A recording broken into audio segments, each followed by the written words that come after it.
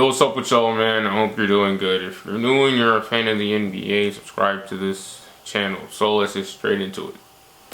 Money longer, shout out bros, keep my eyes in the sky, cause that's where I'm moving. Say they wanna read my mind. I think that's one of the 5 worst trades of this century. This century, not even the Hawks. decade, Yeah, century. absolutely. I'm a Hawks fan and I feel like everybody who watches my videos should know this. So I would be biased in this video just to please the rest of my people. I really would, but nah, for the sake of my reputation and you watching right now, I'm not gonna do that. I'm gonna be transparent as possible, alright? Cool. So let's go ahead and get into it for real. Going into the 2018 NBA draft, many of the lottery teams went out on a quest to find whoever is up next. Next up to become a star, a superstar, or possibly an all-time great. At the end of the day, I feel like that's what most teams are gunning for. The 2 teams in the 2018 NBA draft that we're gonna be focusing on are the Atlanta Hawks and the Dallas Mavericks. Now for the Atlanta Hawks, shout out to all my Hawks fans out there, by the way. There may be like 3 of us out there, but we all stay 10 toes down, and that's what matters the most. Anyways, a couple weeks prior to the draft, our starting point guard at the time, Dennis Schroeder, stated that he wanted to be a part of a winning situation. And since that was the case, that obviously caused conflict, because the Atlanta Hawks during the summer and going into the future will not be associated with the word winning in any way, shape, or form. We had no intentions to win. So by Dennis Schroeder letting us know that gave us even more of an incentive to trade him away and go out and get a guard out of the draft to replace him. Not just any type of guard though, a star guard who could do a combination of things. And obviously, since we had the 3rd pick in the draft, we were in the perfect position to draft 2 of the projected best guard prospects, since the Suns and Kings decided to go big and draft Aiden and Bagley at 1 and 2. So that left the Atlanta Hawks with the ultimate decision to decide who to draft. It was either going to be Luka or Trey Young, the Euro sensation, or the guy who done caused a ruckus his entire freshman year in college. Tough decision, but since our current GM has Warrior DNA within his blood, the decision was made much simpler for him. The Atlanta Hawks and Dallas Mavericks have agreed in principle to a deal that would send the 3rd pick in the draft from Atlanta to Dallas for the 5th pick and a future 1st-round pick from Dallas to Atlanta. It's contingent on this, that the Hawks will select Luka Doncic with the 3rd pick. They will send him to Dallas, and if Trey Young is still there at number 5, and he's expected to be. Trey Young. Not us. He decided to draft Luka Doncic because he formed a deal with the Dallas Mavericks. That would give us Trey Young at 5 and also their protected pick next year. Now, alright, so as I said earlier, I'm going to keep things 1,000 with you. I wanted us to draft Luka Doncic originally. I said it! And I am not ashamed of it either. Here's a quick little flashback to my live reaction to the whole thing. Luka! From working out. Number 3. Wait, Atlanta had traded their pick. What the f? You what? Oh my god. Atlanta's taking Trey Young. Atlanta just traded for Dallas's 5th pick, and Dallas is trading out for Atlanta's 3rd pick. Off the floor and talk about a 2nd and 3rd jump. His 2nd and 3rd. What's Trey Young gonna do for y'all next year? Man, I feel like we got like a start of Splash Brothers, you know. This is Atlanta Splash Brothers. You know what I'm saying? Travis Link! Talk about running the floor. He is a transition big. Don't get it twisted, alright? It's still Trey Way to this day. But like, bro, he was right there. If anyone just took at least 30 minutes to an hour out of their day to watch this man play basketball, you'd see it. You'd see the poise, the IQ, the smoothness, the vision, and all of that. But we decided to draft Trey Young instead. Now, looking back at it, am I as pissed as I originally was during draft night? No, not at all, actually. Because I actually like Trey Young. I like him a lot. I know for a fact that I just threw off a couple people just now. What? No, you still like Trey Young even though he's playing like booty cheeks right now? Yes, I still really do like Trey even though he's struggling right now. Do you know why? No, you probably don't, so I'm gonna explain to you why I feel that way. Oh my god, here I am doing this weird thing where I'm talking to the camera and no one's there.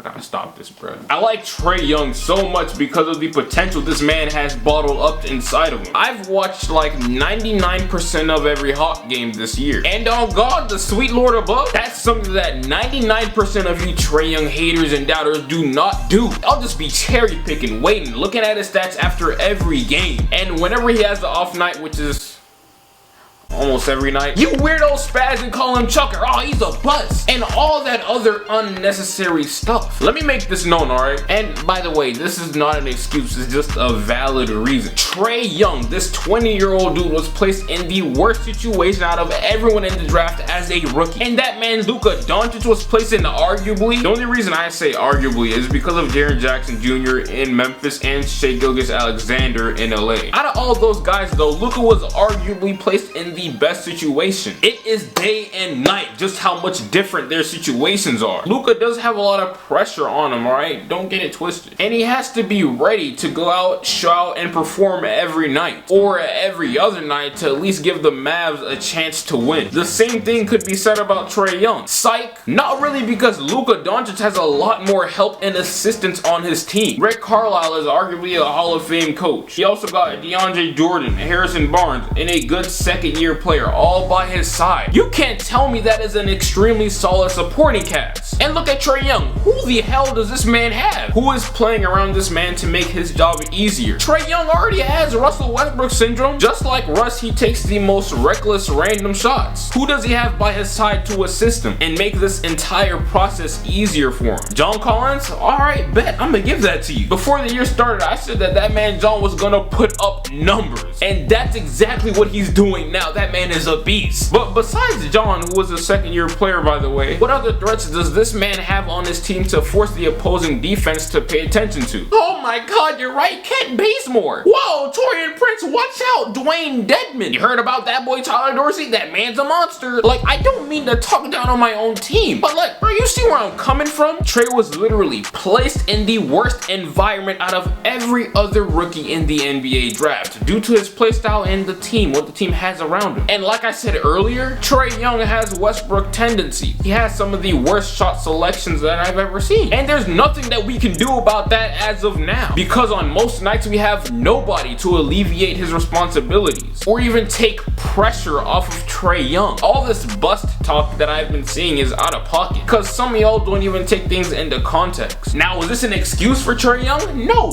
definitely not. There ain't no excuse to shoot 24% from the three-point line. He has to shoot better, play better defense, and make better decisions. And I feel like he'll do those things once, first of all, we get this man some assistance and some other shot creators on this team, and also once he learns from all his mistakes during his rookie year. This right here is good reasoning as to why he's been performing so poorly as of late. But even through all of this struggle and the gloomy, dark days, there is still a bright light. Always keep in mind that throughout darkness, there's always going to be some type of light. And currently, Trey Young is just going through the darkness right now. But every once in a while, he shows little flashes. He shows us glimpses. Flashes and glimpses of what you say. I say stardom. Earlier this season, or maybe even before the season started, you have me on tape saying that Trey Young is either going to be one of these two things, a bang or a bust, and a hit or miss type player in the draft. And as time goes on, I have a feeling that he'll eventually be a bang. Now, with that said, the biggest question, the biggest headline that everybody pays attention to is he or will he be better than Luka Doncic? Right now, nah,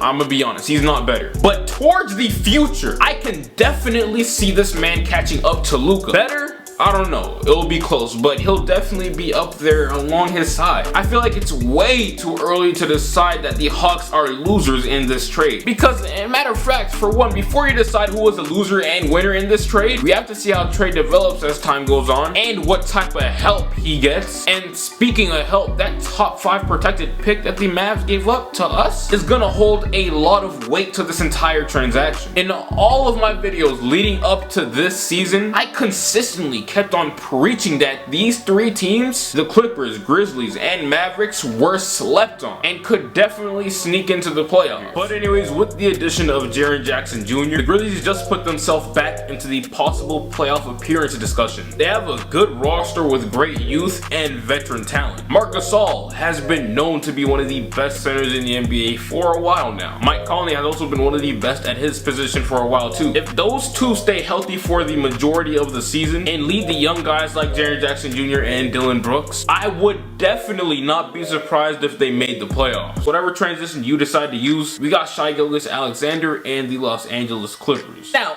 I know what some of y'all are thinking. Mojo, who the hell do the Clippers have in order to make the playoffs in the crowded West? They trash. Well, I'm not gonna lie, I thought the same exact thing. The Dallas Mavericks. A lot of people do not realize this, but the Dallas Mavericks are damn near done with their rebuild, and they're just about ready to start competing again due to how well they did this offseason. Of course, we all know at the NBA draft, they decided to trade up for the Wonder Boy, the Europe sensation, Luka Doncic. I could really sit here and list off all his accomplishments one by one and list off all the things he did in EuroLeague. But to be real, none of that stuff really matters anymore now that he's in the NBA. What does matter though is what he brings to the court and his skill set. He fits in seamlessly with the Dallas Mavericks. I think Dennis Smith Jr., Harrison Barnes, Wesley Matthews, and newly acquired center DeAndre Jordan, whatever is left to Dirk Nowitzki, will benefit heavy from playing with Luka Doncic because of his passing ability and how much of a threat he is to score. All the guys surrounding Luka are going to feed off of him, and their shots should come a lot easier. And look at them all now! They're all three of them are in the playoffs. Anyways, back to what I was saying. I'm a genius. The Mavs are a playoff team, but since they're in the cerebral West, things can change drastically in a matter of days. So there's a good chance that they end up falling out of the playoff race and give the Atlanta Hawks a late lottery pick. That pick right there is a huge factor to this entire trade. Now I know Trae has been struggling severely as of recent. While Luka has been on a tear, he's probably going to win Rookie of the Year. But even though with that going on still, as a Hawks fan, I can honestly say that drafting Trey Young